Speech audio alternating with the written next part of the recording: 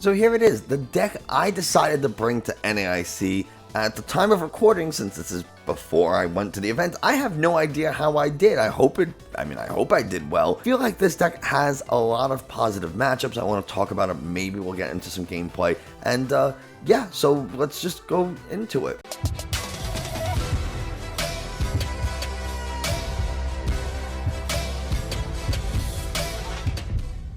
Hey everybody, Nick from 9card TCG, and today we're going to be playing, of course, the deck that I played personally for NAIC. At the moment, I feel like this was a really good pick, and for a few reasons that we'll get into. But it is a little funny to me that when, I work with Gabriel Smart as my coach, and when I showed him this deck, I sent him a link. He laughed. He straight up laughed, and then we played a couple of games. He's like, "Oh, okay, this deck has something. We got something here." This deck is not fully my own creation. This was inspired by On Guard's Arceus Beedrill Lycanroc deck. I just made some changes based on what I like and what, and new cards and all kind of stuff. But yeah, before we get into the actual video, if you haven't already, do me a favor, hit the subscribe button, leave a like and a comment. Those things tell YouTube this is a good channel and other people should watch it. If you're in the market for some TCG accessories, I'm affiliated with Dragon Shield, so you can use the link in the video description to get yourself some awesome Dragon Shield matte sleeves. They're the only ones I use. You show up to regionals looking and feeling like a pro. If you want to help support the channel a little bit more directly, there is a join button. You can click it to see all the different perks you get for becoming a YouTube member, but none of that's ever expected. Just you being here watching is enough for me. Nailed it. Now, last video I messed up, but yeah, so with all that said, why don't we head over to PTCGO and take a look at this list that I absolutely love. This is going to look like a binder drop deck, but the main thing we're going to be looking at is, of course, Arceus V and VSTAR. Trinity Nova is going to accelerate basic energies. It hits pretty hard at 180 to 230, depending on what kind of energies and if you have choice belt or not. But Starbirth also lets you search your deck for 2 cards and put them directly into your hand. Any 2 cards you want. It's a super good ability.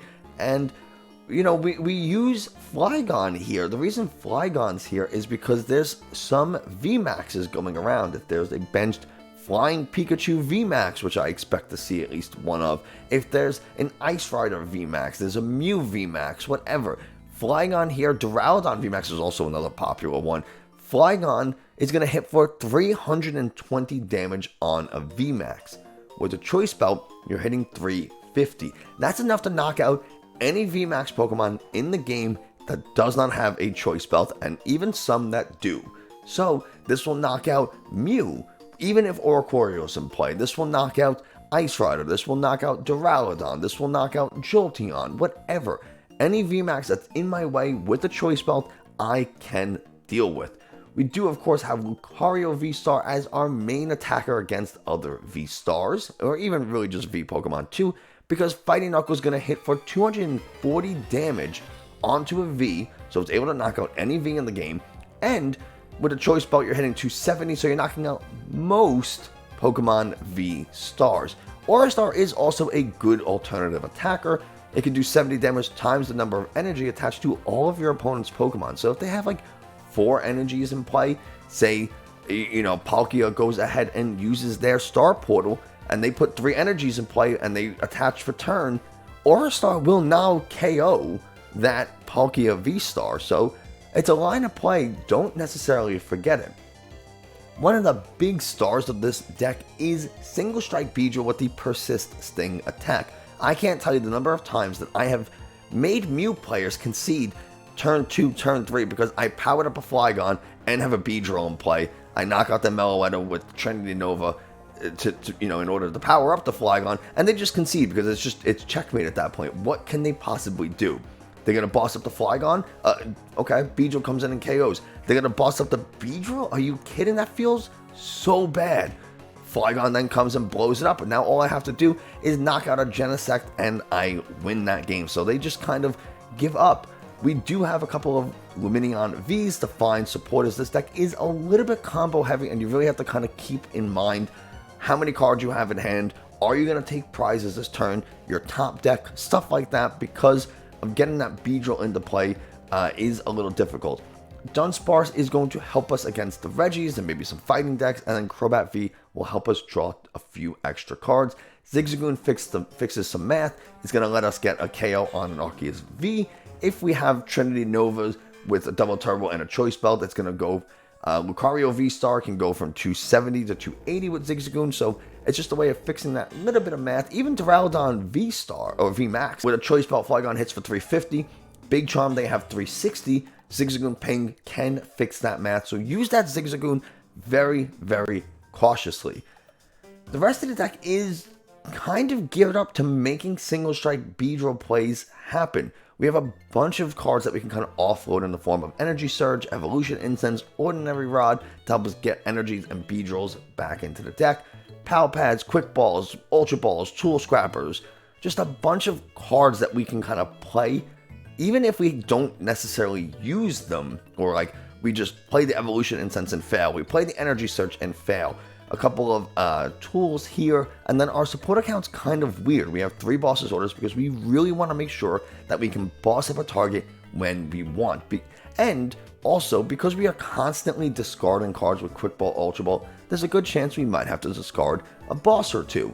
If we discard that boss's orders, we want to be able to find it later in the game. So we run 3, expecting to discard at least 1, and it just gives us a chance of finding it later in the game, because we don't want to have 2, discard them both, and have to rely on finding Pal Pad and then drawing into it, or Lumineon, something like that. We have a Marnie and 2 Research as our draw supporters. Those are our commonly used draw supporters, but our big draw supporter is, of course, Single Strike Mustard. You can only play this card if it's the last card in your hand, which is why we're using those Ultra Balls and Quick Balls and stuff to thin out our hand so we can make Mustard plays happen.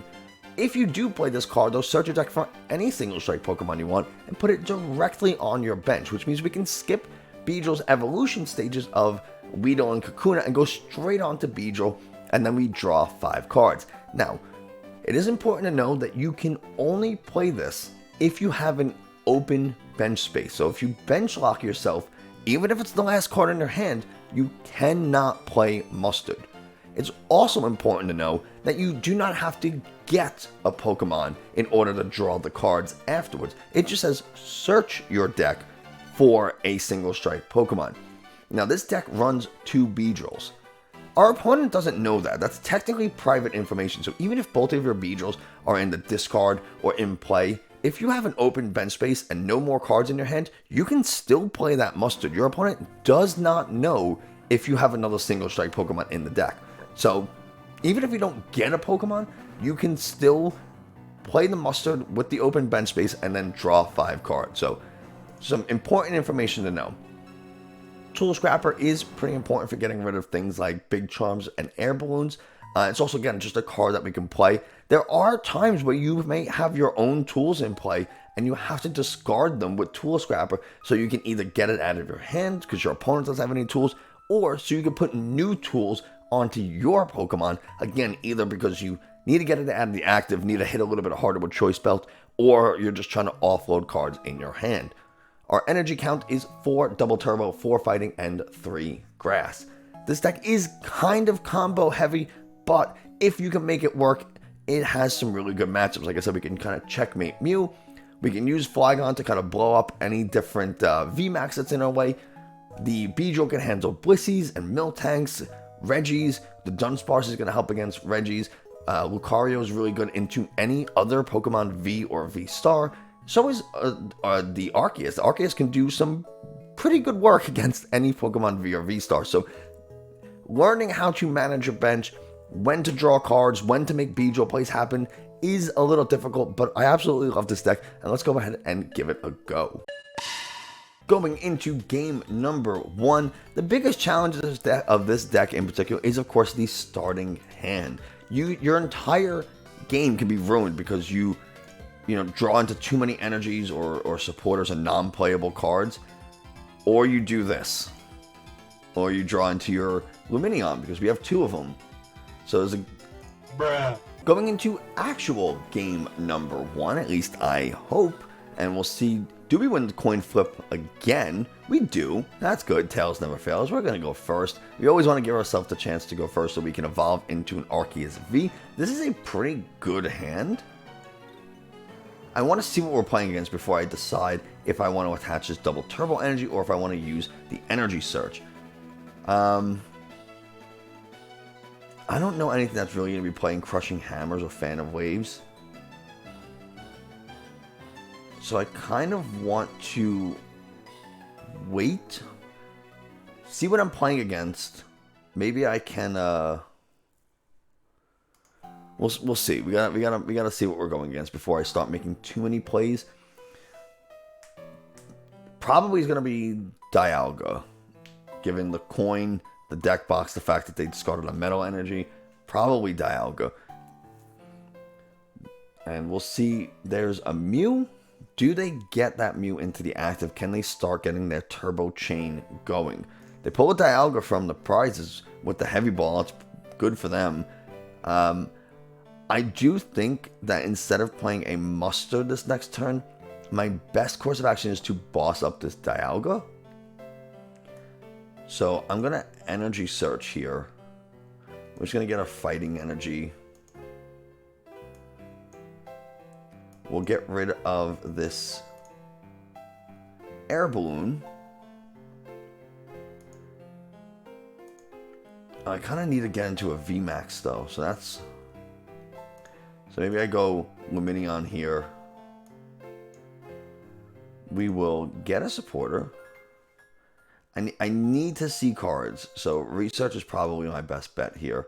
We'll put an air balloon onto this just to do research away. We get an Ultra Ball, that's really good.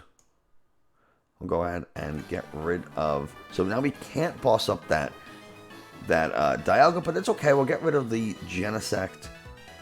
I think getting rid of a boss is fine. We have another one in hand for next turn.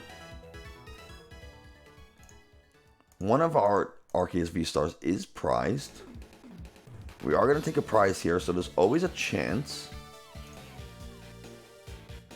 And I don't think I need a Starbirth just yet. I'm not really worried about them taking a KO. And I don't know what I'm going to need for next turn, so... I want to save an energy. Just for a Lucario. Like a fighting energy, so I have something to accelerate. But at the moment, we're just going to accelerate to this Arceus. Just so we have a potential second attacker. There's a Lucario. So there's the Dialga V-Star. I really want to start hitting into this before they get crazy. And I don't necessarily know if I want to bench this Lucario just yet. The reason is because I don't want them to boss Star Cronus it, take a second turn. There's the other Dialga. Crobat to draw a few cards. I would love it if they ended their turn just like this. They need another Mew in order to scoop up that other two heavy balls. But it fails.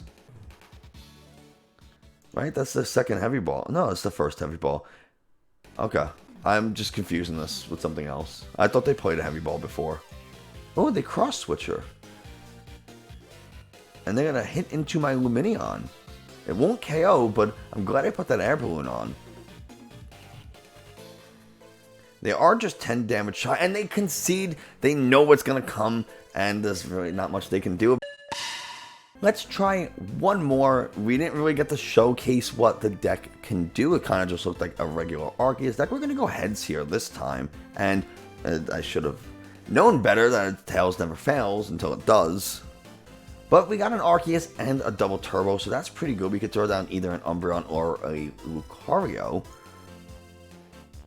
We can't, unless we top deck an Ultra Ball, we can't make a Mustard play happen, but Trinity Charge here is pretty good, especially, yeah, we want to get a Lucario into play pretty soon. Palkia going first is a big problem, by the way. They're going to be able to evolve first. They're going to be able to really hit hard into this Arceus. So, yeah. But we get a quick ball. We'll go ahead and get rid of this grass energy, which is nice for later for making Beedrill plays happen. We'll get a Lucario. We can double turbo.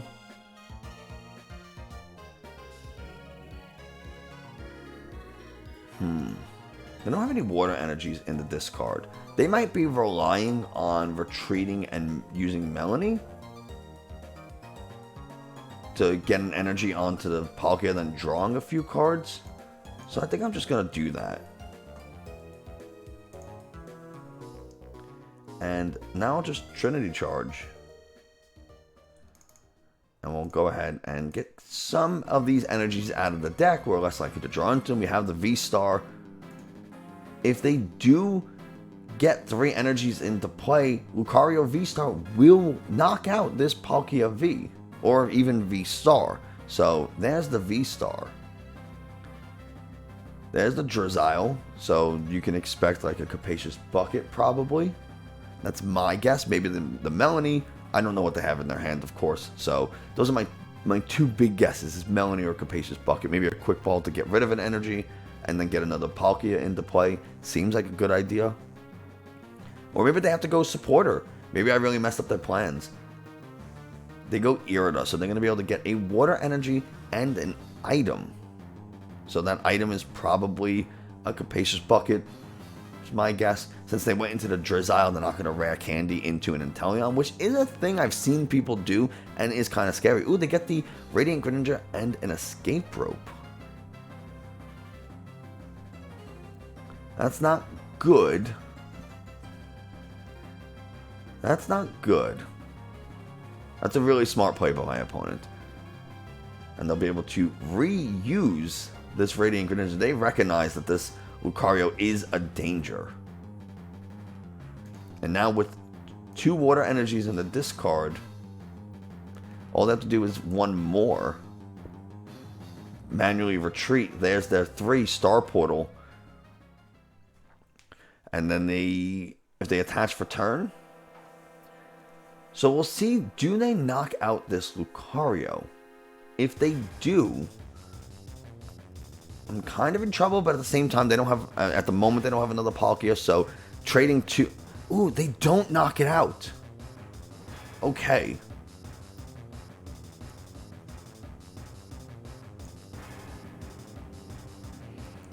I think I hit for 280. I KO, and they, oh god, they see it, they saw it, you know they saw it, you know it. God, ugh. So there you have it. Listen, I understand that Palkia player unfortunately didn't draw very well. They couldn't get Pokemon onto the bench. I do think by forcing the Palkia into the active, they had to Irida for things that they might not have wanted to earlier, or maybe they had to Irida in order to even do anything. I don't really know, of course, but that was the best play that I saw at the moment. And it's something to keep in mind. They're going to attach to the active if they're going first, turn 1. So they can retreat, get an energy in the discard. And now it's an extra energy for them to either Melanie. It's something that it's a little easier for them to Star Portal onto the active now. And they get free retreat. So recognize those plays. It could be a good option. Right? It is very possible that I really messed up my opponent's rhythm or plan of play there. But I think listen, I didn't get to make the mustard play happen. I didn't get the Beedrill. I didn't persist thing. But I still think I showed off enough of what this deck can do. And honestly, I showed off the harder parts of what this deck can do, particularly using Lucario's Aura Star to take a big KO. That's a pretty good feat if you ask me. And yeah, that's going to do it for us today. Thanks so much for watching. I hope you enjoyed, found something informative. If you did, subscribe, like, comment. Check out the links in the video description for Dragon Shield, my Twitter and Discord. And I will see you next time.